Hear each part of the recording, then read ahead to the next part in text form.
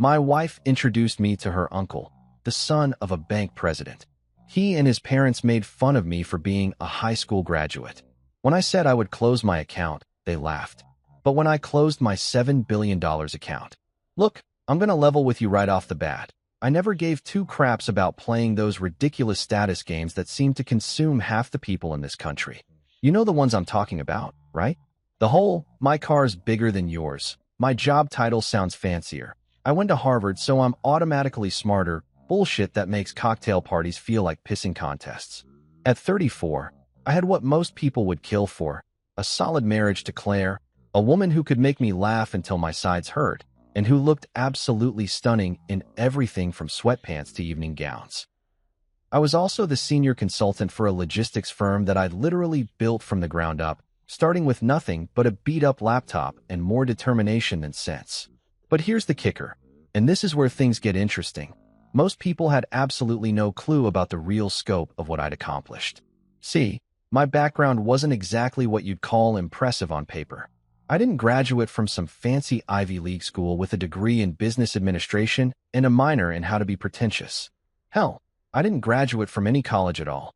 After high school, while my classmates were busy taking out massive student loans to study subjects they'd never use in the real world, I jumped straight into the workforce at 18.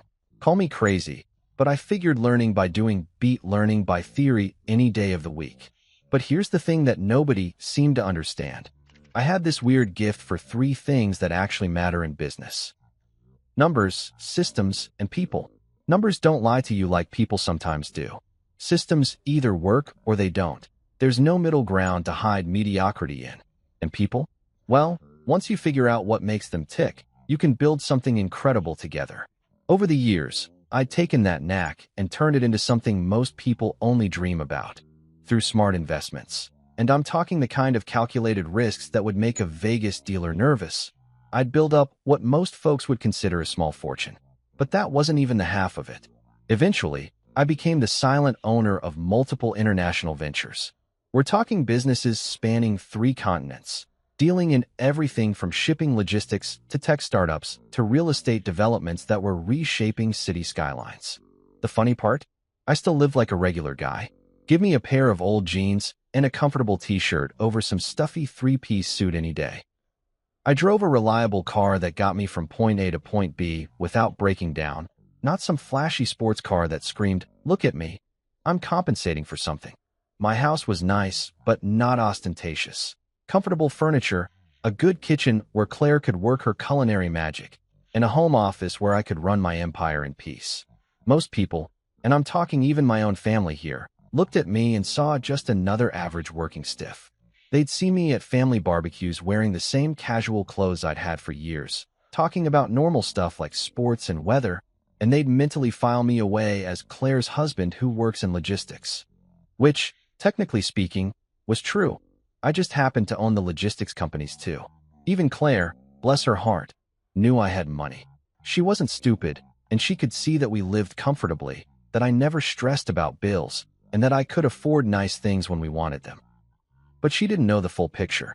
She knew I was successful, but she didn't know I was, by a small country, successful. And honestly, I thought that was perfectly fine. There's something to be said for flying under the radar. When people don't know you're wealthy, they treat you like a human being instead of like a walking ATM or networking opportunity. Conversations are genuine instead of calculated. People invite you to things because they actually like your company, not because they want something from you. It was a simple life, and I was content with it. Looking back now, with all the hindsight that comes from watching your world implode in spectacular fashion, I realize I was naive to think I could keep that balance forever. The thing about money, especially the kind of serious money I'd accumulated, is that it has a way of making itself known eventually. It's like trying to hide an elephant in your living room by throwing a bedsheet over it. Eventually, someone's going to notice the giant elephant-shaped lump taking up half the space. But at the time, sitting in my comfortable little bubble of anonymity, I thought I had it all figured out. I was successful without the stress of everyone knowing about it. I was wealthy without the target on my back that usually comes with wealth. I had a wife who loved me for who I was, not what I could buy her. Life was good, simple, and uncomplicated. I should have known it was too good to last. I should have realized that Claire's family, with their old money roots and social climbing tendencies, would eventually want to pull me into their world of appearances and status games. And I definitely should have seen it coming when Claire started talking about introducing me to her uncle Leonard, the golden boy of the family banking dynasty. But hey, hindsight's 20/20ths, right? At the time, I was just a guy who'd worked hard, gotten lucky, and wanted to enjoy the fruits of his labor in peace. Little did I know that peace was about to become a very expensive luxury. So there I was, Thursday evening, sitting at our kitchen table demolishing what had to be the best lasagna this side of Little Italy. Claire had this incredible talent for taking simple ingredients and turning them into something that would make Gordon Ramsay weep tears of joy. I'm talking about the kind of comfort food that makes you forget all your problems and wonder why anyone ever invented restaurants in the first place. I was just reaching for my second helping. Okay, fine. It was my third. Don't judge me. When Claire dropped the bomb that would eventually blow up my nice, quiet life into a million pieces. Oh, by the way, she said, twirling her fork through her pasta like she was about to comment on the weather. My Uncle Leonard wants to meet you. She said it so casually, you'd think she was mentioning that the mailman had delivered a package or that we were running low on milk. I paused mid-bite, a forkful of cheesy goodness hovering somewhere between the plate and my mouth. Leonard? The banking guy. I knew exactly who she was talking about, of course. Leonard Morrison, the crown prince of the Morrison banking empire, son of Preston Morrison, who ran Summit Bank like it was his personal piggy bank. Claire had mentioned him before in passing. Usually when she was talking about family gatherings, I'd conveniently found excuses to miss. That's the one, Claire nodded, taking a sip of the wine I'd grabbed from our collection. Not gonna lie, I had pretty decent taste in wine for a guy who supposedly just worked in logistics. He's very well connected, you know. His father runs Summit Bank, and Leonard's being groomed to take over eventually. This could be really good for you, honey. Now, here's where I should probably mention something important about my relationship with Claire's family. They came from what people like to call old money, the kind of wealth that's been passed down through generations like a family heirloom, complete with all the pretentious attitudes and social expectations that come with it. They had trust funds, country club memberships, and the kind of family trees that genealogists get excited about. Meanwhile, I came from the kind of family where a fancy dinner meant we splurged on name-brand ketchup instead of the store brand. Good for me how exactly? I asked, genuinely curious about where this was heading. In my experience, when someone with old money wants to help someone without it, there's usually a catch somewhere in the fine print. Claire leaned forward with that enthusiastic expression she got when she thought she'd solved all my problems. Well, you know, networking. Leonard knows everyone in the financial world. He could introduce you to potential clients, maybe help you expand your consulting business. You're always talking about growing the company, right? The irony was so thick you could cut it with a butter knife. Here was my wife, bless her heart, thinking I needed help expanding a business empire that already spanned multiple continents. It was like someone offering to teach Michael Jordan how to play basketball or suggesting that Gordon Ramsay might benefit from a cooking class at the local community center. But how could I explain that without revealing the full extent of what I'd built? Claire knew I was successful. She could see that we lived comfortably, that I never stressed about money, that I could afford nice things when we wanted them. But she thought successful meant I made good money as a consultant, not that I could buy and sell most of the companies Leonard probably considered impressive. I don't really need connections, babe, I said carefully, trying to find the right balance between truth and discretion. The business is doing pretty well on its own. Claire waved her hand dismissively, like I was being modest for no reason. Oh, come on. Everyone can use good connections. Besides, Leonard's really curious about you. I've told him you're smart and hardworking, and he wants to meet the man who swept me off my feet.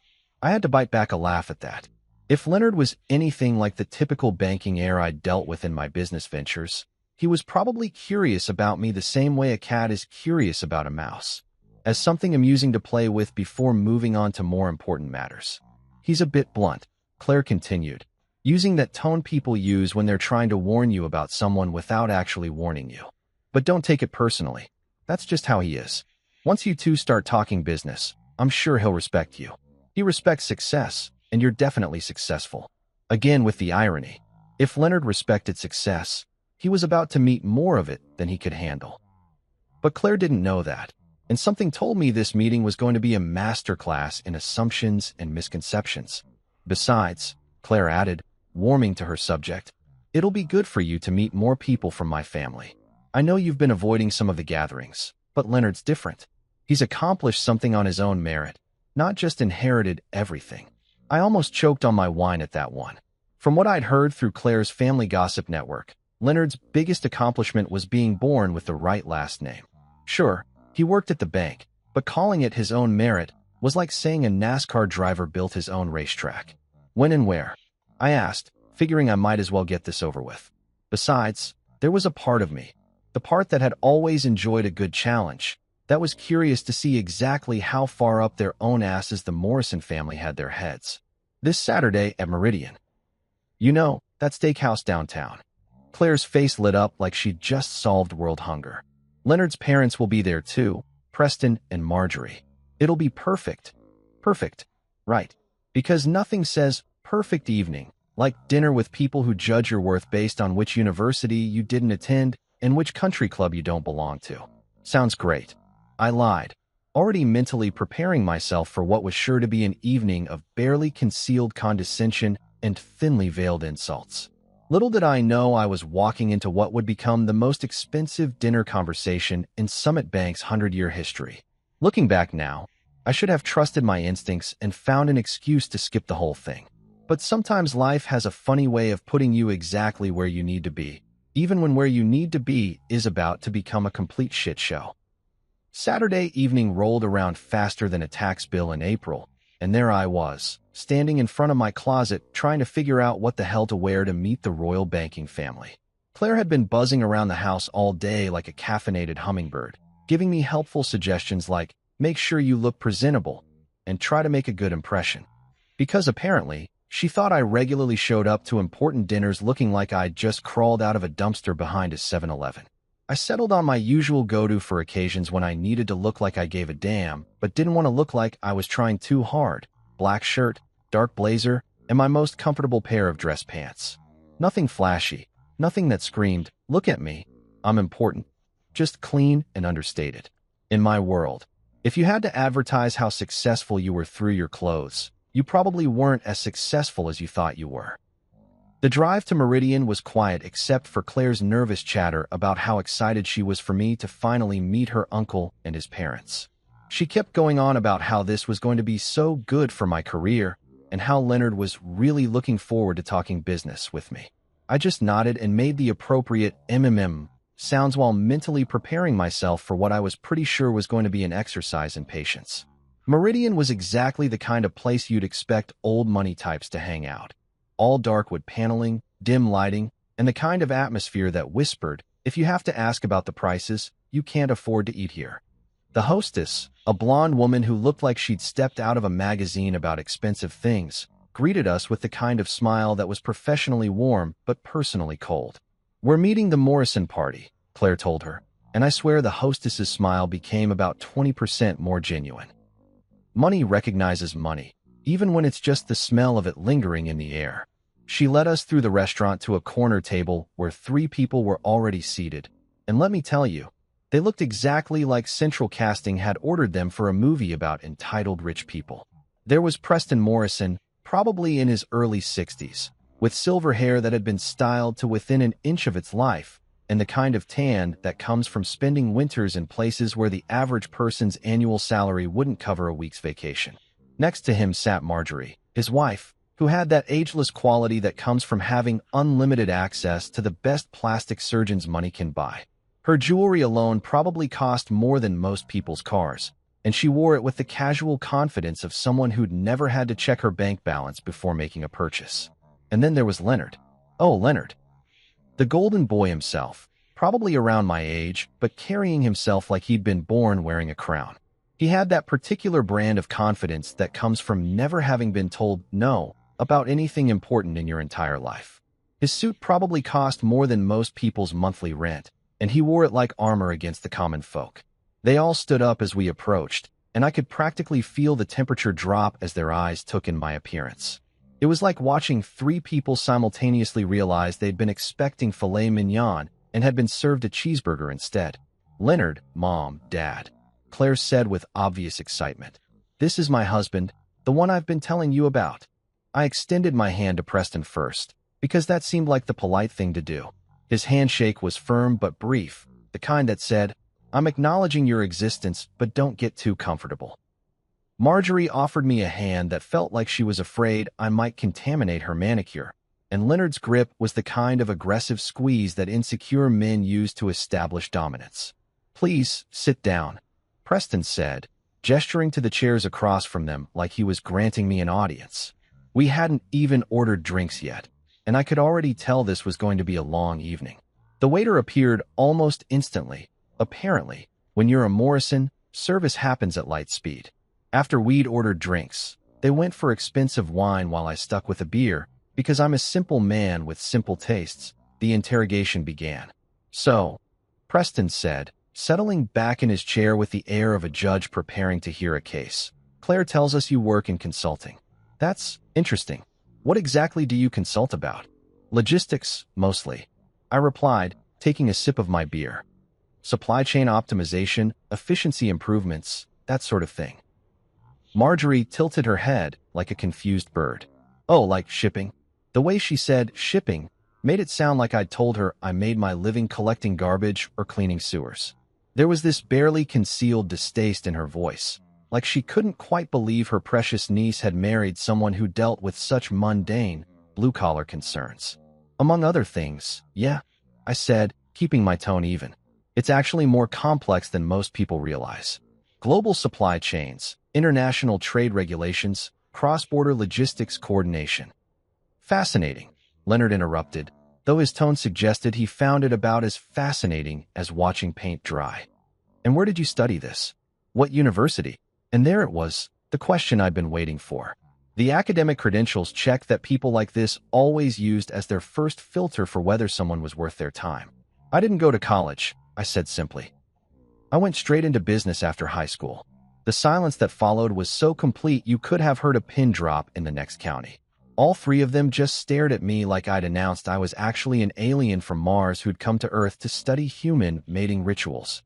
Preston recovered first, clearing his throat with the kind of diplomatic cough that probably served him well in board meetings. Well, that's quite entrepreneurial of you. The way he said entrepreneurial made it clear he meant stupid, but was too polite to say it directly. Marjorie's eyebrows had climbed so high they were practically hiding in her hairline, and Leonard was looking at me like I was a fascinating specimen he'd found under a microscope. The look they exchanged between the three of them was the kind of silent communication that only comes from years of shared snobbery.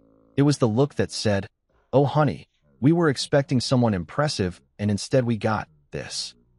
And that, ladies and gentlemen, was when I knew this evening was going to be absolutely fucking epic. What happened next was like watching a masterclass in passive-aggressive warfare, except instead of being the observer, I was the target sitting in the middle of the battlefield with a bullseye painted on my forehead.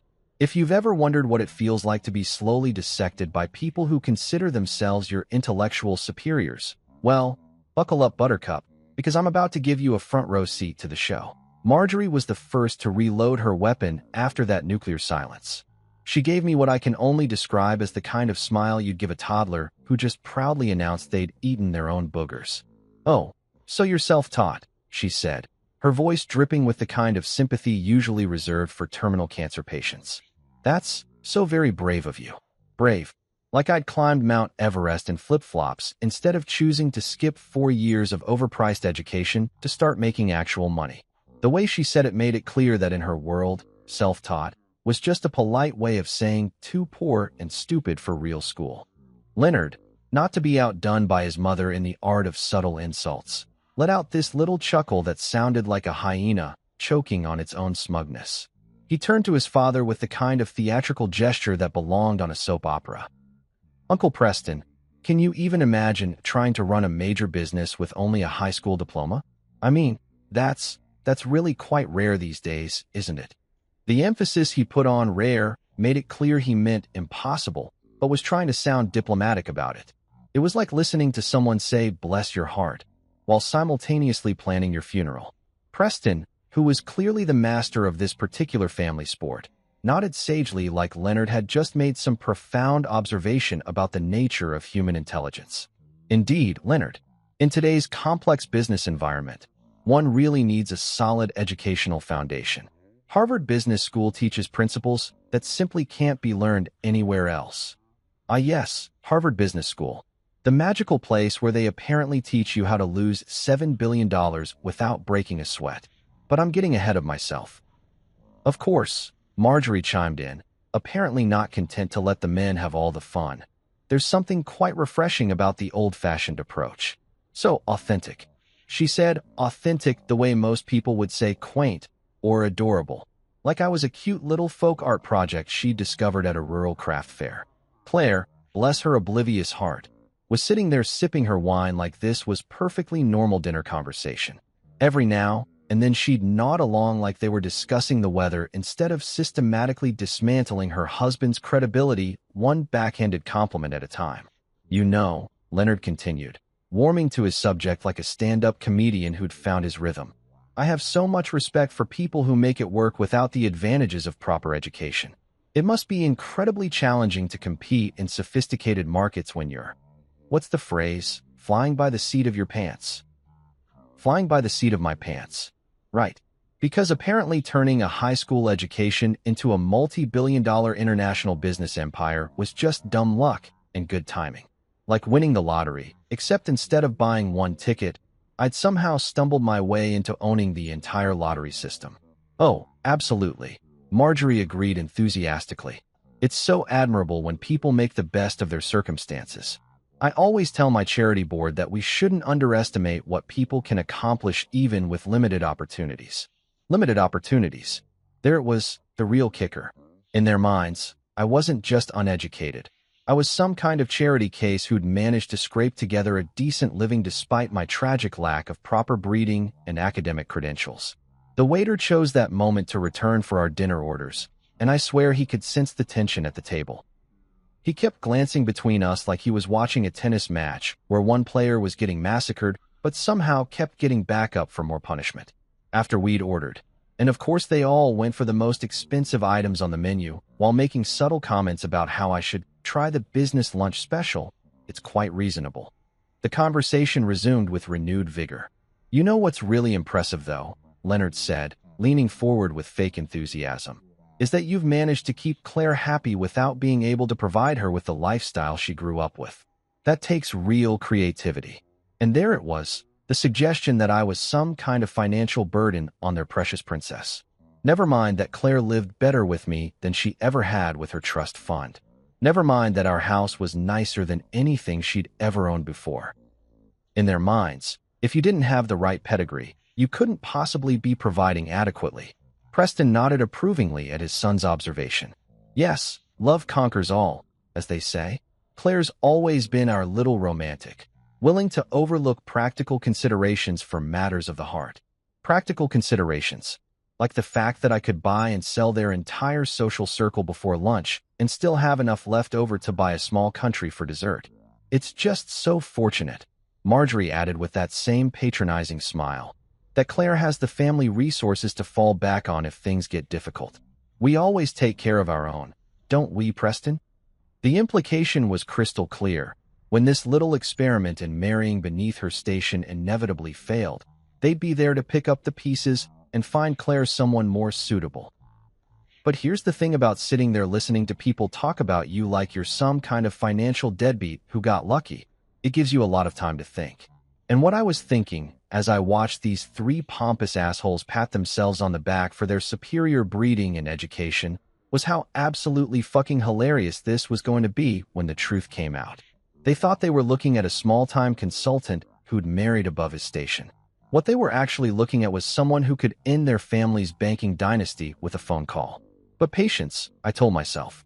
Let them have their fun. The night was still young, and the best was yet to come. By the time our overpriced steaks arrived, and let me tell you, for what they were charging, these cows should have been hand-massaged by Swedish supermodels and fed nothing but champagne and caviar. The conversation had settled into a rhythm that was as predictable as it was infuriating. The Morrison family had apparently decided that I was their evening's entertainment. and they were determined to squeeze every drop of amusement out of mocking the poor, uneducated peasant who'd somehow managed to trick their precious Claire into marriage. I was about halfway through my ribeye, which was admittedly pretty damn good despite the company, when Preston decided to launch into what was clearly one of his favorite topics: the illustrious history and supreme importance of Summit Bank. You know how some people collect stamps or vintage cars? Well, Preston collected opportunities to brag about his family's financial institution like it was the eighth wonder of the world. "You know," he said, cutting into his steak with the precision of a surgeon, "Summit Bank has been serving this community's most distinguished families for over a century now.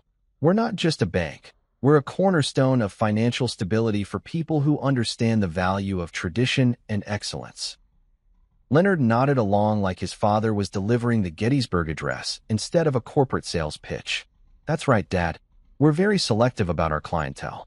It's not about the size of the account. Well, not entirely. It's about maintaining relationships with families who share our values." I had to bite my tongue to keep from laughing out loud at that one. Not entirely about the size of the account. Right.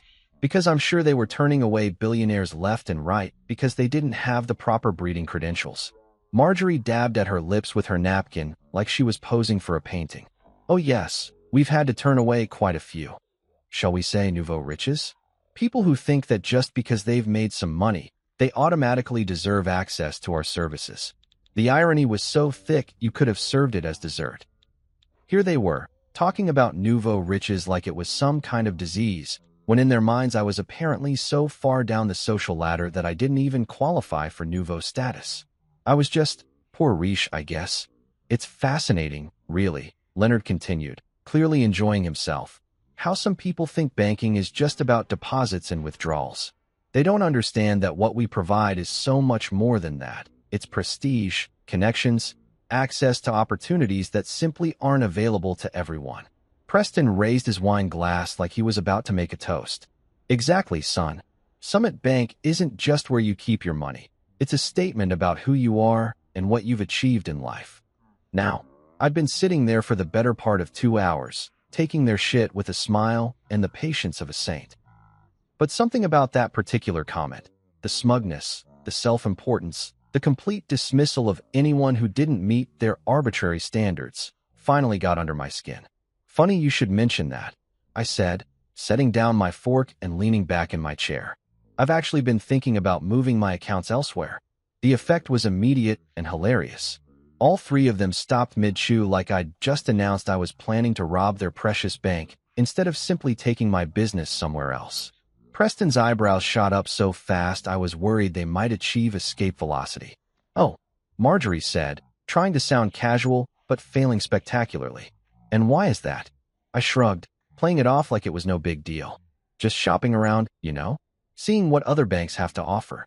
Maybe finding somewhere that's a little more, how did you put it, welcoming to different types of clients." Leonard, who had been mid-sip of his wine, actually snorted. Not a polite little cough, but a full-on, liquid coming out of his nose snort. He quickly grabbed his napkin to clean up the mess, but not before giving me a look that was equal parts amusement and condescension. "Oh, please," he said, once he'd recovered from his wine-snorting incident. "Go ahead and move your account. I'm sure losing one regular checking account won't exactly make a dent in our books." Regular checking account. Oh, sweet, naive Leonard. If only you knew that my regular checking account contained enough money to buy your precious bank 3 times over and still have enough left for a nice vacation. Preston, apparently feeling left out of the fun, decided to pile on. "Yes, Leonard's quite right. Summit doesn't depend on small-timers for our success. We deal in billions, not, well, whatever it is you're working with. Small-timers. Billions." The man was practically handing me comedy gold on a silver platter. Here I was, sitting across from the president of Summit Bank, while he bragged about dealing in billions and dismissed me as a small-timer. It was like watching someone brag about how tough they were while unknowingly picking a fight with a Navy SEAL. "Billions, huh?" I said, taking another sip of my beer. "That's impressive." "Oh yes," Marjorie chimed in, apparently not wanting to be left out of the family sport of financial dick measuring. "Preston has grown Summit's assets under management to over $15 billion. We're one of the most successful regional banks in the country. 15 billion. I had to work very hard to keep my expression neutral at that number. See, here's the thing about my particular situation that made this moment so absolutely delicious. My primary account with Summit Bank, the one they were so casually dismissing as inconsequential, contained $7 billion in liquid assets. That's not counting my long-term holdings, my international investments, or the various other accounts I had scattered across different institutions. In other words, my single regular checking account represented nearly half of their entire bank's assets under management. But they didn't know that. In their minds, I was just some blue-collar guy with maybe a few $1,000s to my name. Leonard leaned forward with that same smug expression he'd been wearing all evening. You know what? I'm actually curious now. What exactly would it take to keep your business? Are we talking about waiving a monthly fee? Throwing in some free checks? The condescension in his voice was so thick you could have spread it on toast. Free checks. The man was offering me free fucking checks like I was some kind of charity case. I smiled back at him, and for the first time that evening, it was a completely genuine smile.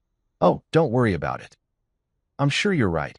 Losing my account probably won't even register on your radar.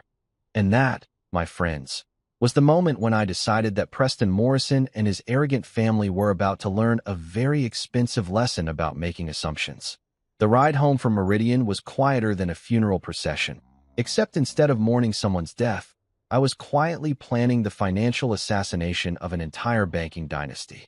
Claire sat in the passenger seat, humming some tune she'd heard on the radio earlier, completely oblivious to the fact that her husband had just been declared war on by her own family. And that said husband was about to return fire with the economic equivalent of a nuclear weapon. Well, that went well, Claire said cheerfully as we pulled into our driveway. She had this amazing ability to rewrite history in real time, turning what had clearly been a disaster into some kind of social victory. I think they really liked you once they got to know you.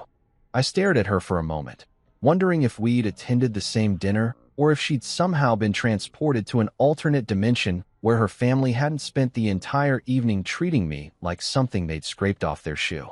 Really? That's your takeaway from tonight? Oh, come on, she said, waving her hand dismissively as we walked toward the front door. You know how they are. They're just particular about people. But once you prove yourself, they'll come around. Prove myself. Right. Because apparently building a multi-billion-dollar business empire from scratch wasn't proof enough of anything except my lack of proper breeding credentials. I unlocked the front door and we stepped inside, Claire immediately kicking off her heels and sighing with relief. My feet are killing me. Those shoes look amazing, but they're torture devices in disguise. Claire, I said, following her into the living room. We need to talk about what happened tonight. She turned around with that slightly exasperated expression she got when she thought I was being overly dramatic about something. What about it? Look, I know they can be a little intense sometimes, but that's just their way. They don't mean anything by it. They called me uneducated trash, Claire, for 2 straight hours. They did not, she protested, though her voice had that slight uncertainty that meant she knew damn well they had. They were just curious about your background. There's nothing wrong with that. Curious? I couldn't help but laugh at that one.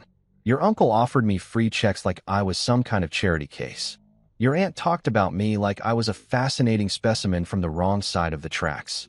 And your cousin acted like my very existence was an insult to his precious bank.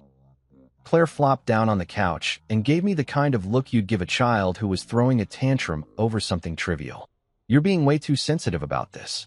So what if they asked about your education? So what if they made a few jokes? That's just how wealthy families operate. They test people. It's not personal. Not personal. Jesus Christ, if that wasn't personal, I'd hate to see what they considered a direct attack. They suggested you were slumming it by marrying me, I pointed out. They implied that your family would need to support us financially when my little business inevitably fails. How exactly is that not personal? Oh, please, Claire said, rolling her eyes in a way that made me want to scream. They were just teasing. You need to learn to take a joke. Besides, it's not like you don't make jokes about other people. And there it was, the moment I realized that my wife, the woman I'd thought knew me better than anyone else in the world, had absolutely no clue who she'd actually married. She saw the teasing, the condescension, the barely veiled insults, and her response was that I should just suck it up and take it like a good little peasant. Right, I said slowly, taking a joke. Got it. I walked over to the bar cart in the corner of our living room and poured myself a generous glass of whiskey. Not because I needed liquid courage for what I was about to do, but because some moments in life require the proper ceremonial accompaniment, and this was definitely one of them. Look, Claire said, her tone softening like she thought she could smooth this over with a little sympathy. I know tonight was probably overwhelming. My family can be a lot to handle when you first meet them, but they're good people, and once they see how successful you are, they'll warm up to you. How successful I am, I repeated. Right. Exactly. Once you start doing business with Leonard, once they see how smart and capable you are, they'll realize they misjudged you. It just takes time. I took a sip of my whiskey and looked at my wife, really looked at her, and realized that she was just as clueless as her family. She thought successful meant making decent money as a consultant. She had no idea that her husband could buy and sell her entire family's precious bank like it was a used car. Well, I said finally, I've made a decision about Summit Bank. Oh good. Claire perked up immediately. Are you going to set up a meeting with Leonard? I knew you'd come around. This could be really great for your business. Actually, I said, savoring the moment, I've decided to close all my accounts there. Transfer everything to overseas banks. The silence that followed was so complete I could hear the grandfather clock ticking in the hallway. Claire just stared at me like I'd announced I was planning to join the circus or become a professional yodeler. You're, what? She said finally. Closing my accounts. Moving my money. All of it. But why? That's completely insane.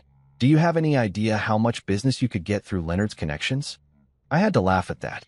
Trust me, babe, I don't need Leonard's connections.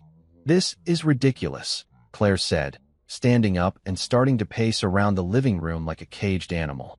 You're throwing away an incredible opportunity because your feelings got hurt? That's not how business works. My feelings got hurt, I repeated. Is that what you think this is about? What else could it be? Look, I get it. They weren't exactly warm and fuzzy tonight. But you can't let pride get in the way of smart business decisions. Moving your accounts won't hurt them. It'll just hurt you. I finished my whiskey and set the glass down on the coffee table. We'll see about that. The next morning, while Claire was still sleeping off her frustration from the night before, I called my financial advisor. Marcus Chun had been handling my portfolio for the better part of a decade, and he was one of the few people who actually understood the full scope of what we were dealing with. Marcus, I said when he picked up, it's time to move everything out of Summit Bank. Every account, every investment, every penny. I want it all transferred to our overseas partners within the next 2 weeks. There was a pause on the other end of the line. Everything? That's a significant move. Are you sure about this? Dead sure. And Marcus? Make sure they feel it. 2 weeks. That's all it took for my quiet little act of financial revenge to turn into what I can only describe as the banking equivalent of a natural disaster. 14 days from the moment I made that phone call to Marcus, and Summit Bank went from smugly dismissing my insignificant account to having what I'm pretty sure was a collective nervous breakdown. The first sign that something was happening came on a Tuesday morning.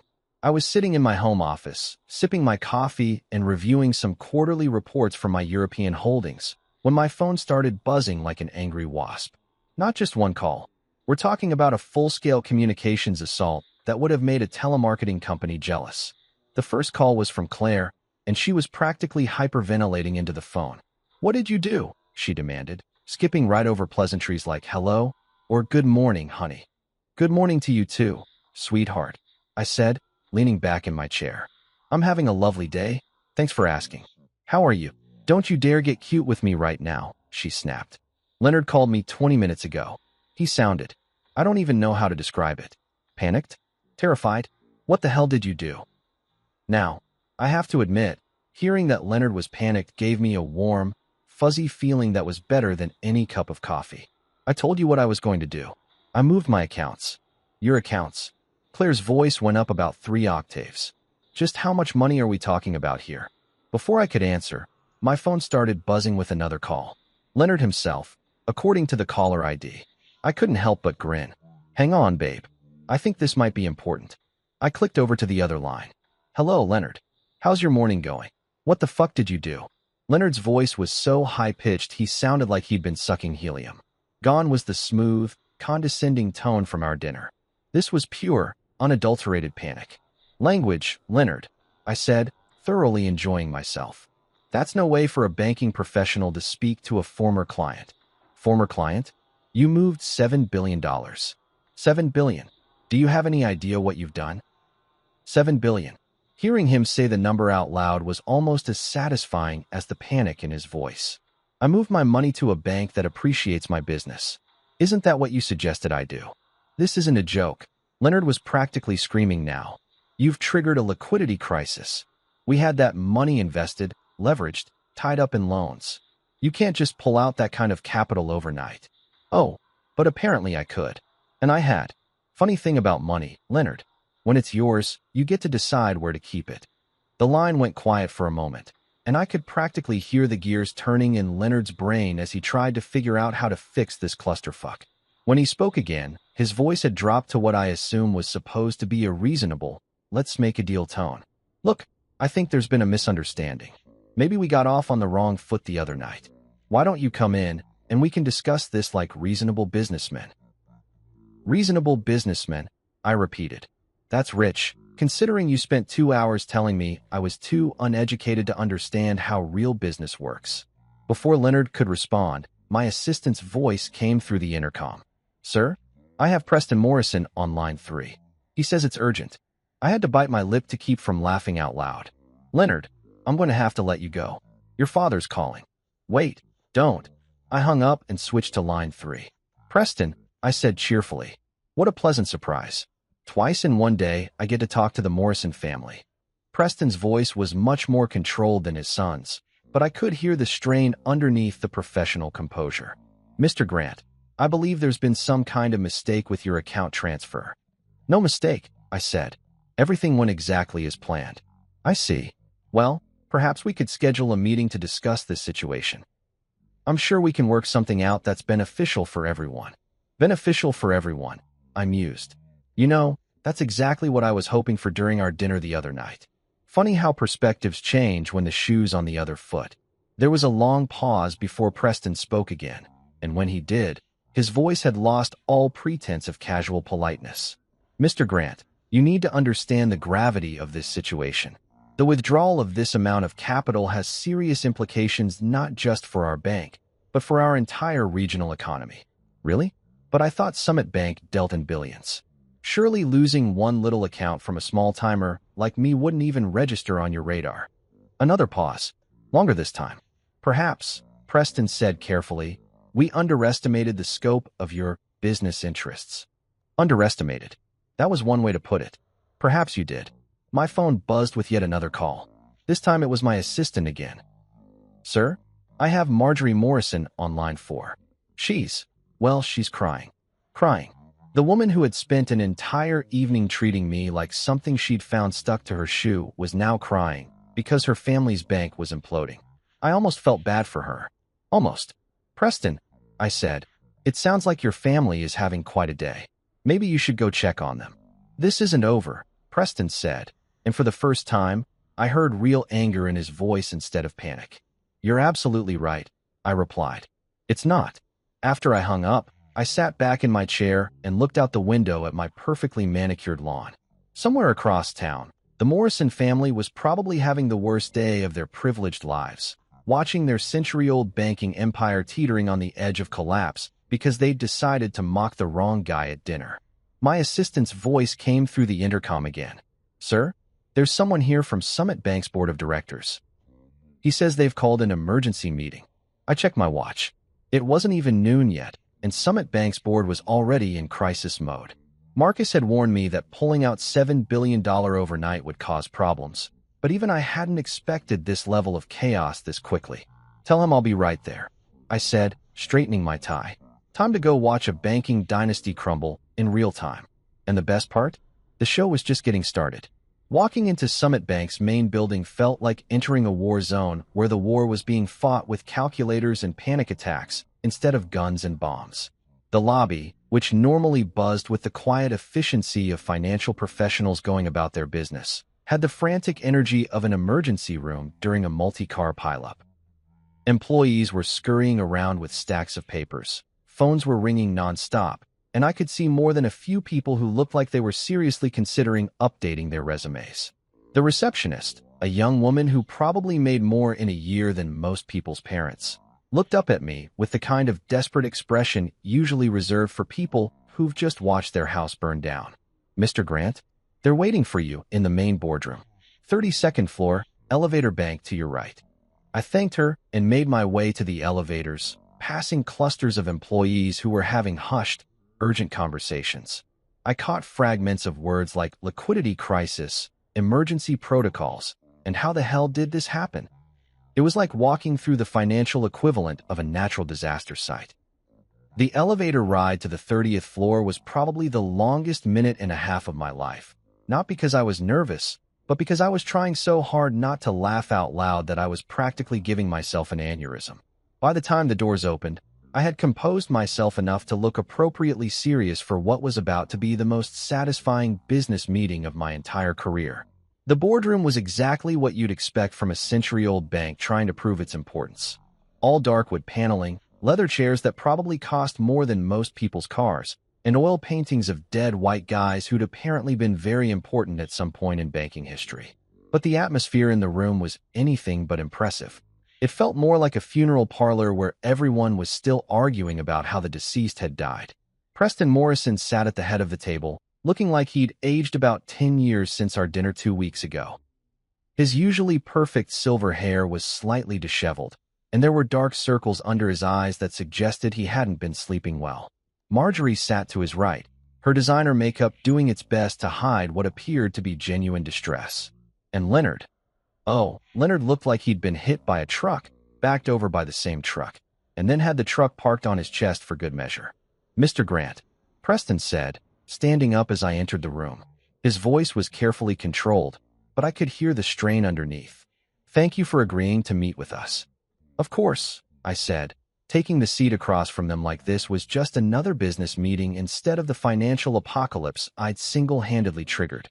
I have to say, this is a much nicer venue than our last conversation. The silence that followed was so thick you could have cut it with a chainsaw. Preston cleared his throat and sat back down, his hands folded on the table like he was trying to keep them from shaking. "Mr. Grant, I believe we owe you an apology." "An apology?" From Preston Morrison. The man who'd spent an entire evening talking about me like I was some kind of financial parasite was now apologizing. If someone had told me 2 weeks ago that this moment would happen, I'd have suggested they seek professional help. An apology for what, exactly? I asked, because I wanted to hear him say it. I wanted to hear every single word of their admission that they'd fucked up spectacularly. Preston's jaw tightened, but he pushed forward. "We regret our earlier comments. They were inappropriate and unprofessional." "Inappropriate and unprofessional," I repeated slowly.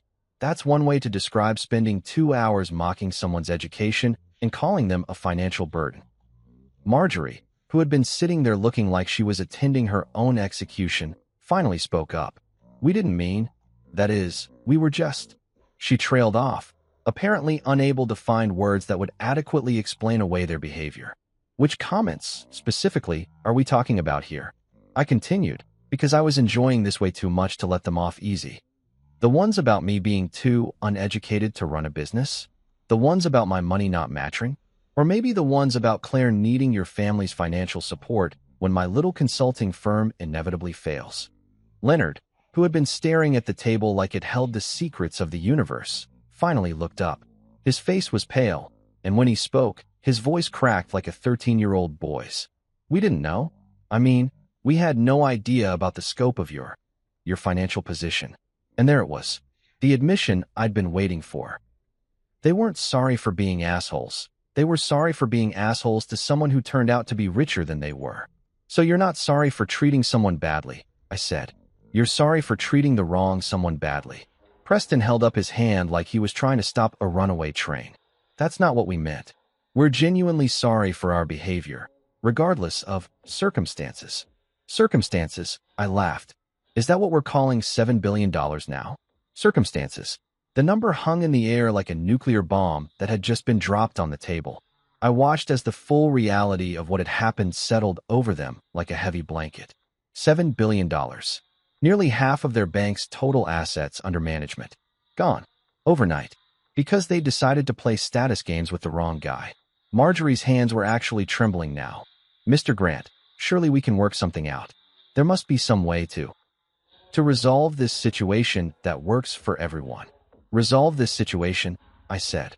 You mean the situation where your bank is now teetering on the edge of collapse because you assumed I was some kind of charity case? Leonard leaned forward desperately. Look, we fucked up. We admit it. We were wrong about everything. But pulling your money out like that, it's not just hurting us. There are innocent people who work here, people who had nothing to do with what happened at dinner. That actually gave me pause for a moment. He was right. There were probably hundreds of employees at Summit Bank who were now facing unemployment because their bosses had terminal cases of elitist assholery. But then I remembered the way they'd talked about me, the condescension, the barely concealed disgust, and my sympathy evaporated like morning dew. You know what, Leonard? You're absolutely right. There are innocent people who are going to suffer because of this. But here's the thing. They're not suffering because I moved my money. They're suffering because you and your family are apparently too stupid to run a bank without insulting your biggest clients. Preston's face was getting redder by the minute. Mr. Grant, what exactly do you want from us? What did I want? That was a damn good question. I wanted them to understand what it felt like to be dismissed and belittled. I wanted them to realize that their century of inherited privilege didn't make them better than anyone else. I wanted them to learn that actions have consequences, even when you're rich and connected.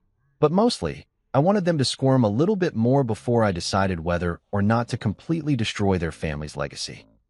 I was just about to answer Preston's question about what exactly I wanted from them. And let me tell you, I had some very creative ideas brewing. When the boardroom door opened with the kind of dramatic timing that Hollywood screenwriters dream about. The whole room turned to look, and I swear you could have heard a pin drop in the next county. In walked Miles Barrett, chairman of Summit Bank's board of directors, and let me tell you something about Miles. This guy was old-school banking royalty. We're talking about a man who'd been making financial decisions since before some of these people were born, who'd survived more market crashes than most people had seen movies, and who commanded the kind of respect that made grown bankers wet themselves when he walked into a room. But here's the thing that made this moment absolutely fucking perfect. Miles Barrett and I went way back. Not in some casual, we met at a conference once way, but in a we've done serious international business together for years way. We'd worked on trade deals that involved moving more money across borders than some countries' entire GDP. He knew exactly who I was and exactly what I was worth, down to the last penny. Miles, I said, standing up with a genuine smile spreading across my face. What a pleasant surprise. The effect on the Morrison family was immediate and spectacular. Preston's face went from red to white so fast I was worried he might be having some kind of medical emergency. Marjorie's mouth actually fell open, like she was a cartoon character who'd just seen something impossible. And Leonard, poor Leonard looked like he'd just watched his entire world collapse in real time. Which, come to think of it, was exactly what was happening. Miles walked over and shook my hand with the kind of firm, respectful grip that two equals exchange when they've done serious business together. Good to see you again. Though I have to say, I wish it were under better circumstances. Better circumstances, I repeated, glancing back at the Morrison family, who were all staring at us like we were speaking in ancient hieroglyphics. Well, circumstances have a way of working themselves out, don't they? Miles looked around the table at Preston, Marjorie, and Leonard, and I could see something shift in his expression. It wasn't quite anger. Miles was too professional for that, but it was definitely disapproval of the highest order. We need to talk, he said to Preston, but his tone suggested it was less of a request and more of a direct order from the man who could fire him with a phone call. Of course, Miles, Preston said, trying to regain some composure. We were just discussing the situation with Mr. Grant here. The situation, Miles said slowly, like he was tasting something unpleasant. Is that what we're calling it? He turned to me with an expression that was part apology and part professional damage control. I want you to know that the board had absolutely no knowledge of how our staff had been treating one of our most important clients. Most important clients. The words hung in the air like a neon sign advertising the Morrison family's complete and utter failure to do their basic fucking job. I could see Leonard's face cycling through about 17 different emotions, landing somewhere between humiliation and the dawning realization that his career was probably over. Most important, Marjorie whispered, like she was afraid to say it too loud in case it made it more real. Miles looked at her with the kind of expression you'd give a child who'd just asked why the sky was blue. "Mrs. Morrison, your husband's bank has been managing Mr. Grant's portfolio for nearly a decade. His account represents..." He paused, apparently doing some mental math. "Approximately 47% of Summit Bank's total assets under management." 47%. Holy shit. Even I hadn't realized it was quite that much. I mean, I knew $7 billion was a lot of money, but hearing it put in those terms, nearly half of their entire fucking bank, that was beautiful. That was poetry. Leonard's voice came out as barely more than a croak. "Wait, you know the chairman personally?" I looked at Leonard like he'd just asked if water was wet. "Leonard, Miles and I have been working together on international trade projects for years. We've moved more money across borders than most countries see in their annual budgets. We've collaborated on deals involving pharmaceutical supply chains from Southeast Asia, technology transfers between European and American companies, and logistics networks that span 3 continents." Miles added, apparently deciding that the Morrison family needed the full scope of their fuck-up spelled out in excruciating detail. "Mr. Grant isn't just a client. He's one of the most sophisticated international businessmen I've ever had the pleasure of working with."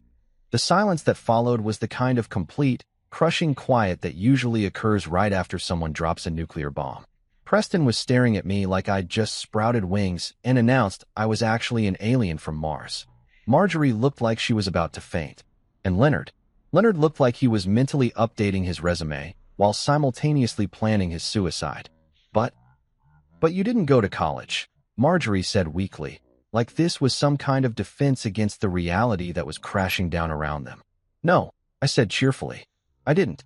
Turns out you don't need a fancy degree to build a multi-billion-dollar international business empire."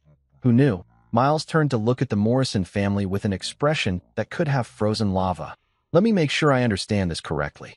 You treated one of our most valuable clients with disrespect because you assumed his educational background made him, what? Unworthy of your attention?" "It wasn't like that," Preston started, but Miles held up a hand that shut him up faster than a power switch.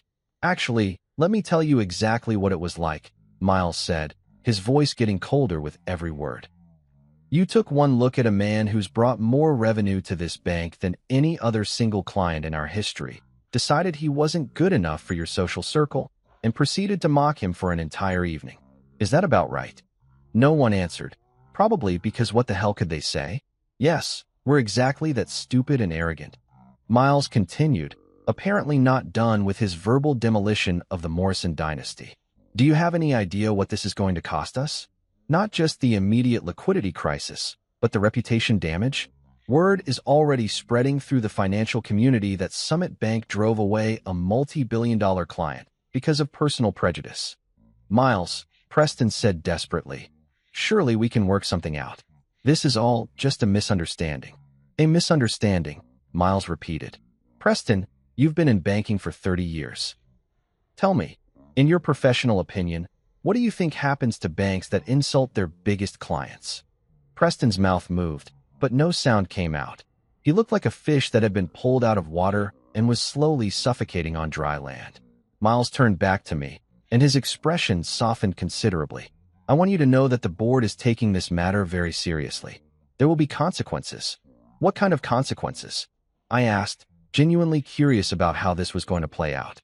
"Well," Miles said, glancing back at the Morrison family.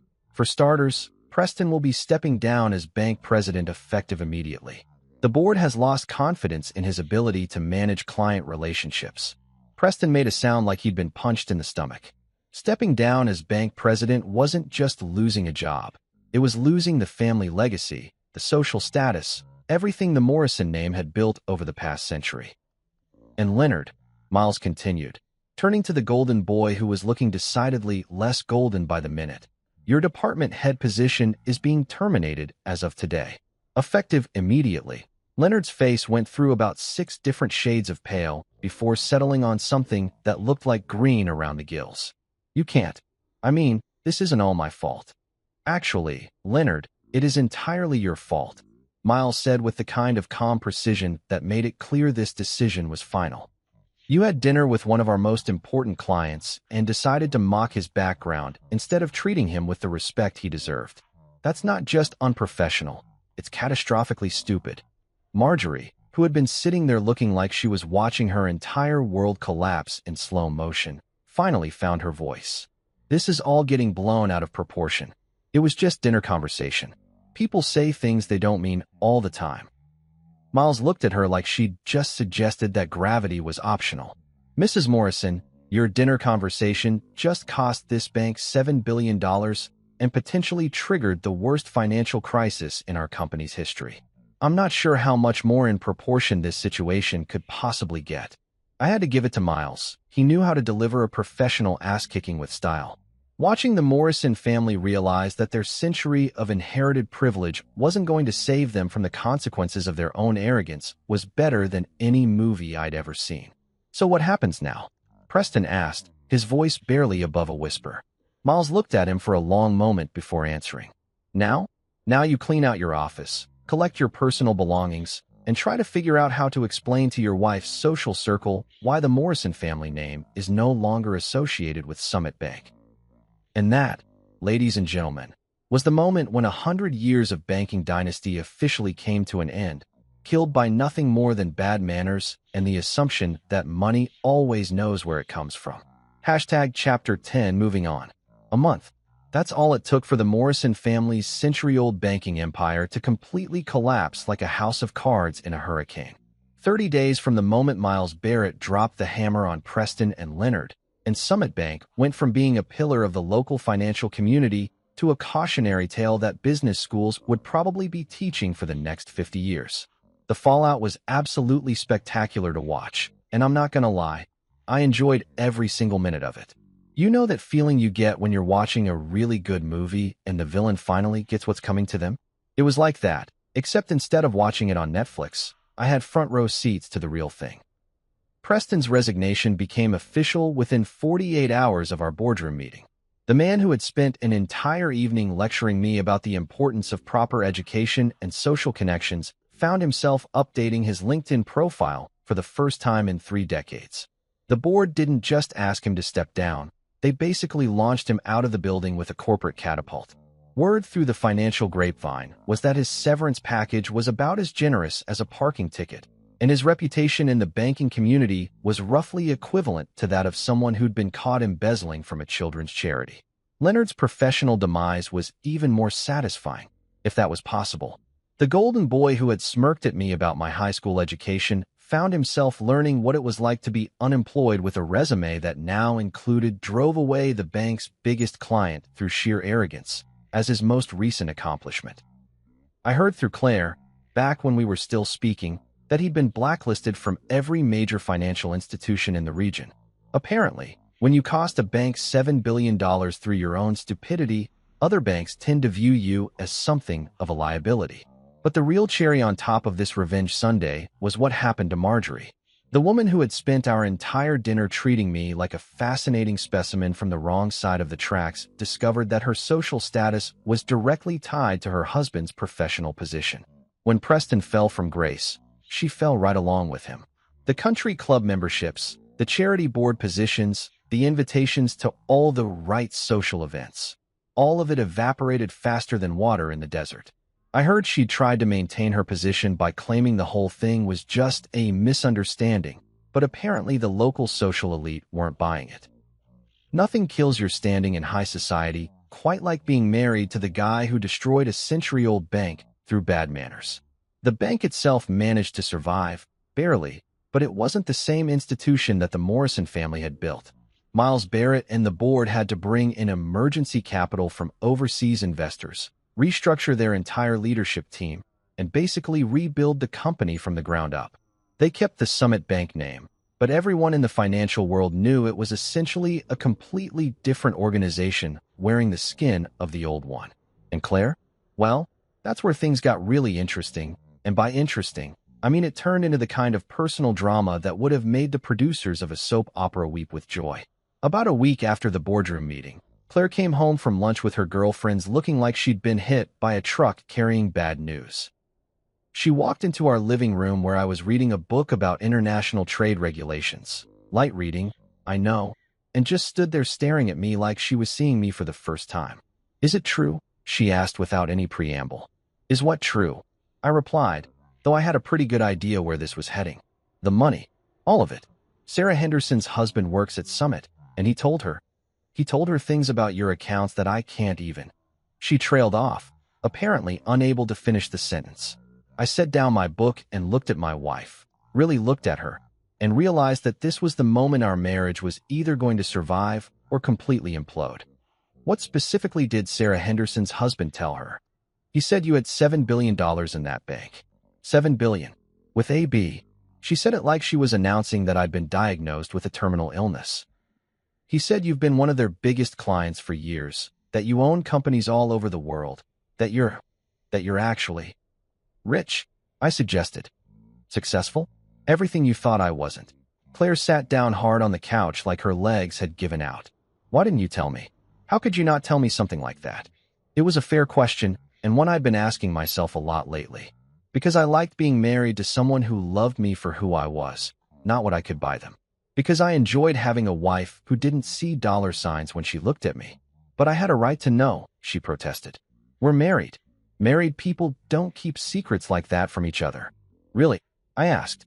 "Because you seemed perfectly fine with keeping the secret that your family thought I was trash. You sat there for 2 hours while they mocked me, and you said nothing. You told me I was being too sensitive, that I should learn to take a joke. So forgive me if I'm not entirely convinced about your commitment to honesty in this marriage." That shut her up for about 30 seconds, which might have been a new record. When she finally spoke again, her voice was different, harder, more calculating. "Do you have any idea how humiliated I am? My entire family is a laughingstock because of what you did. Preston's career is over. Leonard can't find work anywhere. And my mother calls me crying every day about how you've destroyed the family name." And there it was. Not, "I'm sorry my family treated you terribly." Not, "I should have defended you." It was, "How could you humiliate my family like this?" She was more concerned about the Morrison family's reputation than she was about the fact that her husband had been systematically insulted and belittled by the people who were supposed to welcome him into their family. "Your family destroyed themselves," I said calmly. "I just provided the consequences for their actions." "Consequences?" Claire's voice went up about 3 octaves. "You destroyed their lives. Preston worked his entire career to build that bank, and you tore it down in 2 weeks because your feelings got hurt." My feelings got hurt. Again, after everything that had happened, after watching her family's financial empire crumble because they couldn't be bothered to treat me with basic human decency, she still thought this was about hurt feelings. "Claire," I said, standing up and walking over to the window that looked out onto our perfectly manicured lawn. "Do you want to know the really sad part about all of this?" "What?" she asked, though her tone suggested she wasn't really interested in my perspective. "The really sad part is that none of this had to happen.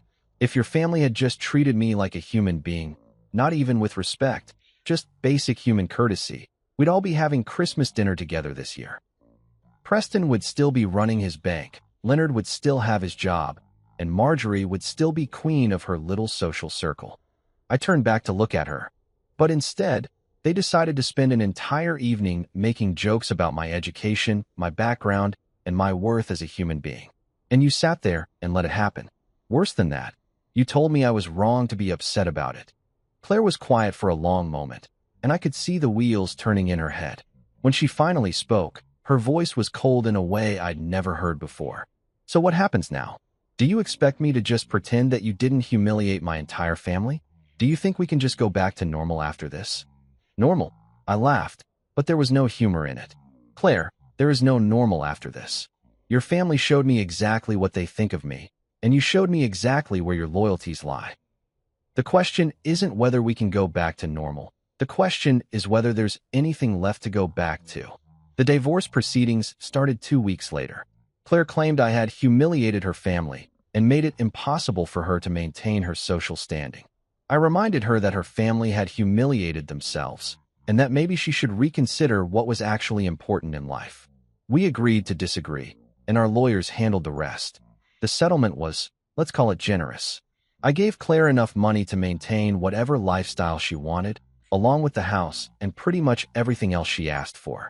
Not because I felt guilty about what had happened to her family, but because I realized that holding on to someone who valued social status more than loyalty was like trying to hold on to water with your bare hands.